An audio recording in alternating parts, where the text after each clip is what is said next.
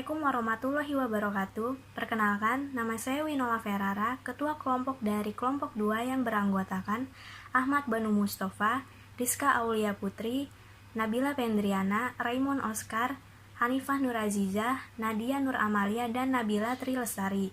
Kami di sini akan menjelaskan seputar ruptur ACL, mulai dari patofisiologi sampai ICF yang berhubungan dengan ruptur ACL.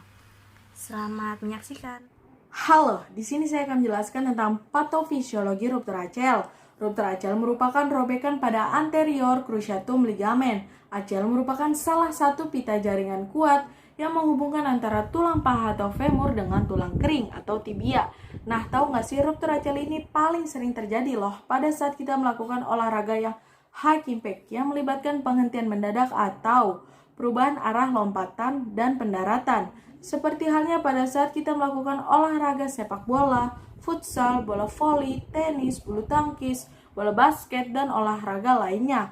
Lalu selanjutnya adalah penyebab terjadinya ruptur ACL. Penyebabnya ini terbagi menjadi dua faktor, yaitu eksternal dan internal. Terlebih dahulunya mari kita bahas tentang faktor eksternal. Faktor eksternal yang pertama yaitu ada jenis, tingkat, dan peralatan yang digunakan saat beraktivitas. Misalnya saja pada saat kita melakukan aktivitas yang berat seperti mengangkat barbel dengan berat 80 kilo atau lebih. Lalu faktor yang kedua, jenis sepatu dan permukaan lapangan. Untuk jenis sepatu ini upayakan memilih sesuai dengan kebutuhan kaki kita dan pas pada kaki kita. Lalu permukaan lapangan yang cenderung tidak rata atau bergelombang juga dapat menyebabkan kita terkena ruptur ACL. Lalu faktor yang ketiga yaitu kondisi lingkungan. Kondisi lingkungan yang cenderung licin, berbatu juga dapat menyebabkan terkena ruptur ACL. Lalu faktor yang keempat yaitu pergerakan kaki tiba-tiba melambat dan mengubah arah lalu berputar dengan kaki menginjak kuat. Seperti halnya pada saat kita melakukan olahraga sepak bola. Lalu faktor yang kelima, mendarat dengan kaku dari lompatan atau posisi mendarat tidak normal. Dan berhenti secara tiba-tiba pada saat melakukan aktivitas berlari, seperti halnya pada saat melakukan olahraga bola basket. Lalu faktor yang keenam, yaitu penggunaan kaki secara berlebihan akibat aktivitas benturan berulang seperti melompat, berlari, memutar atau berputar. Lalu faktor yang ketujuh, yaitu mengalami cedera langsung pada lutut atau ekstremitas bawah. Lalu selanjutnya faktor internal. Faktor internal yang pertama ada variabel anatomi, misalnya geometri sendi lutut, kesejajaran antara lutut kanan atau kiri, atau ekstremitas bawah, dan indeks massa tubuh. Biasanya orang yang memiliki obesitas cenderung akan lebih berisiko terkena ruptur ACL.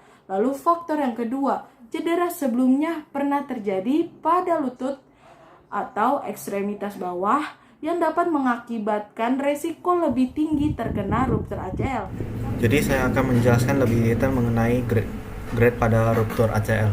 Yang pertama, grade pertama itu pada ligamen sedikit mengalami kerusakan dan sedikit merenggang, tapi masih dapat membantu menjaga kestabilan pada sendi lutut. Kemudian lutut tidak terasa tidak stabil atau lemas selama beraktivitas dan tidak ada kelemahan yang meningkat. Pada grade 2, ligamen mulai merenggang ke titik kendor yang biasanya kondisi ini disebut sebagai robekan parsial pada ligamen. Yang kemudian terjadi translasi anterior yang meningkat, namun masih ada titik akhir yang kuat. Pada grade 3 terjadi robekan secara total pada ligamen sehingga sendi lutut tidak stabil.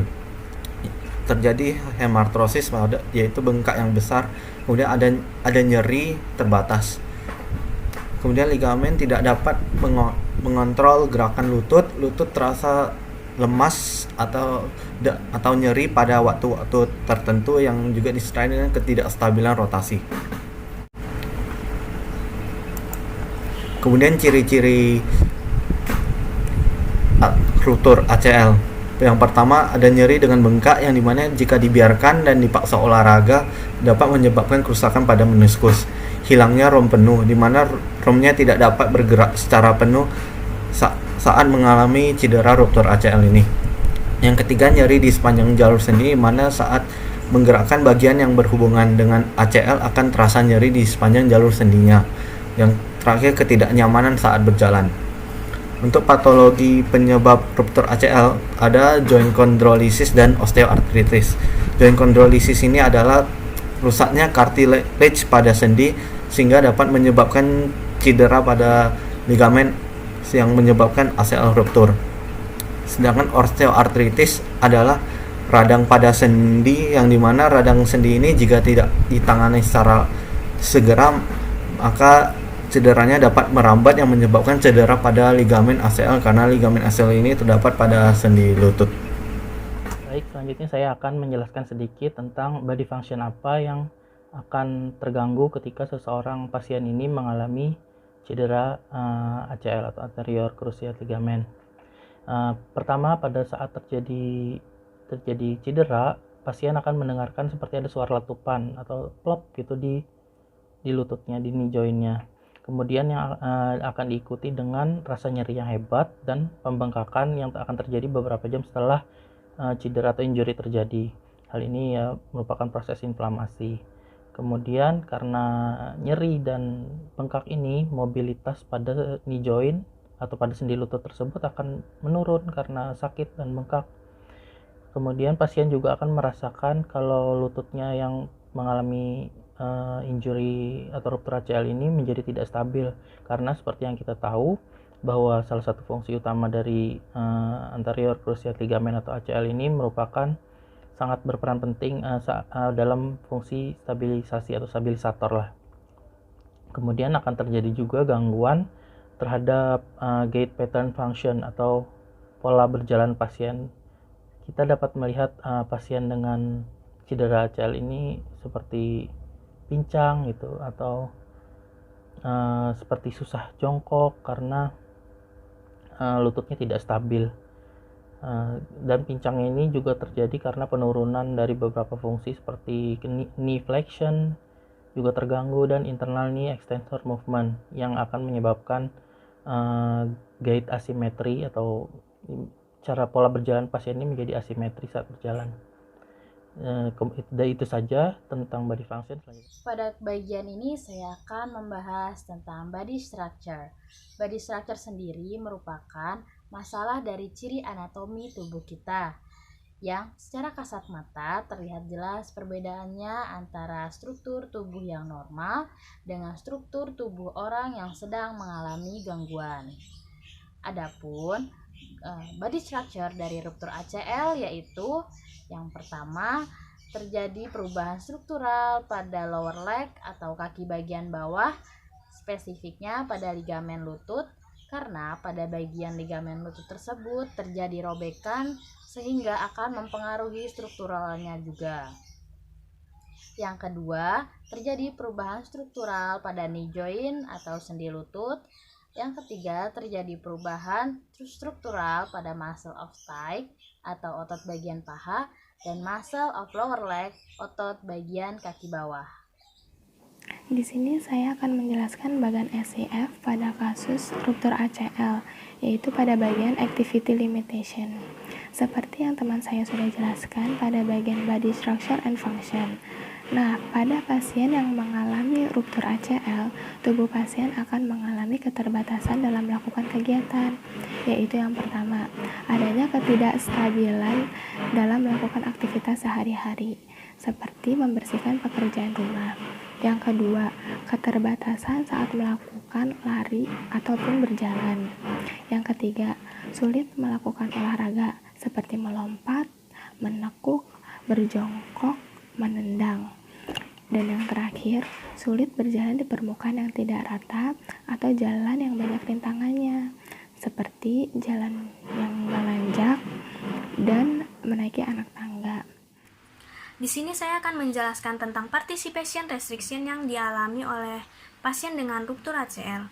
Pasien dengan ruptur ACL akan mengalami keterbatasan dalam satu, yaitu ketidakmampuan untuk bekerja ke kantor. Seperti yang kita ketahui, pasien ruptur ACL ini sudah mengalami kesulitan berjalan Bisa kita bayangkan jika harus bepergian ke kantor, apalagi jaraknya yang cukup jauh. Yang kedua yaitu ketidakmampuan untuk beribadah dalam keadaan duduk maupun berdiri. Contohnya ini ketika kita melakukan ibadah sholat, pasti pasien dengan ruptur ACL akan kesulitan dalam melakukan gerakan ruku hingga sujud. Yang ketiga yaitu ketidakmampuan untuk mengerjakan kegiatan rutin dari mulai bangun tidur hingga berpakaian, sehingga cenderung membutuhkan pertolongan dari orang lain. Yang keempat yaitu ketidakmampuan untuk mengurus rumah tangga. Seperti yang tadi saya jelaskan, untuk melakukan self-care atau kegiatan rutin untuk diri sendiri saja pasti akan sulit, apalagi jika harus melakukan urusan rumah tangga. Yang kelima yaitu ketidakmampuan untuk mengikuti turnamen bagi para atlet.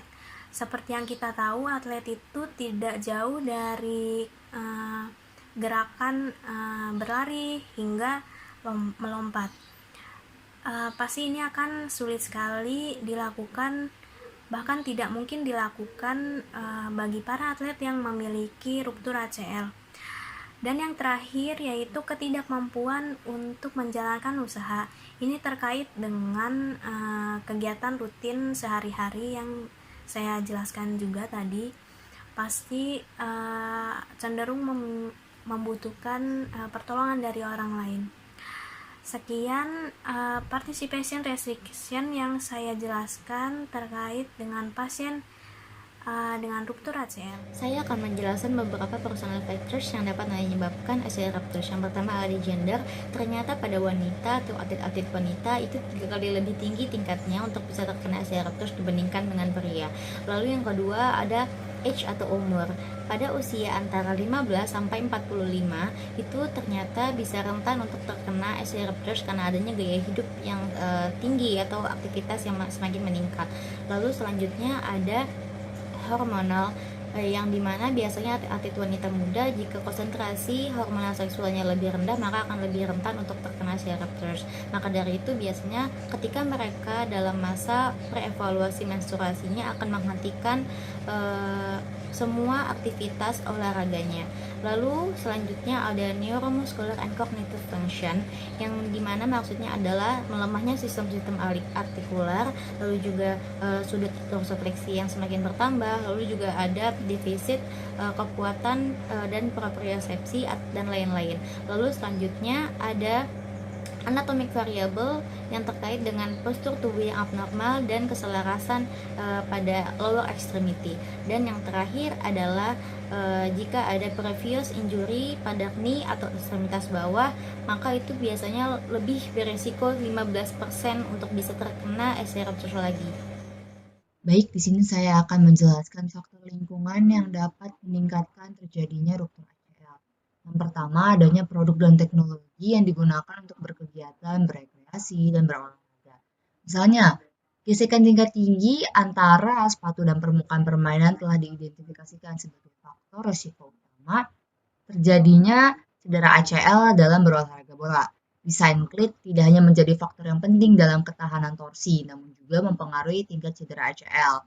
Permukaan sepatu tidak hanya harus berpusat pada sifat kompleks dari hubungan tersebut, tetapi juga harus berhubungan dengan keseimbangan antara kinerja dan keselamatan.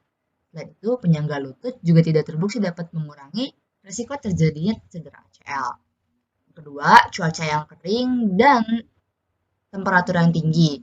Nah, kondisi ini seringkali dikaitkan dengan peningkatan risiko cedera ACL. Hal ini terjadi karena cuaca yang basah dan hujan dapat mengurangi gesekan yang terjadi antara sepatu atlet dan permukaan permainan. Yang ketiga, permukaan buatan. Tingkat cedera ACL dapat dihitung pada permukaan buatan adalah 1,39 kali lebih tinggi dibandingkan bermain di lumpur alami. Namun, di beberapa penelitian hal ini tidak begitu signifikan sehingga dibutuhkan penelitian ulang untuk mengklarifikasi efek pitch buatan maupun alami pada cedera ekstremitas bawah, dengan perhatian khusus pada cedera ACL. Yang terakhir, adanya sport center. Jadi, ketika kita bermain di dalam ruangan, Hal ini tuh seringkali dikaitkan dengan peningkatan risiko cedera ACL bagi pemain olahraga. Pemain dapat beresiko 6 kali lebih tinggi terkena ACL jika bermain di dalam ruangan ketimbang bermain di luar ruangan. Selain itu, overtraining dapat menyebabkan kondisi psikologis yang dikenal dengan kelelahan atau juga menyebabkan munculnya cedera ACL. Sekian dari kelompok kami, kurang lebihnya mohon maaf. Wassalamualaikum Wassalamualaikum warahmatullahi warahmatullahi wabarakatuh.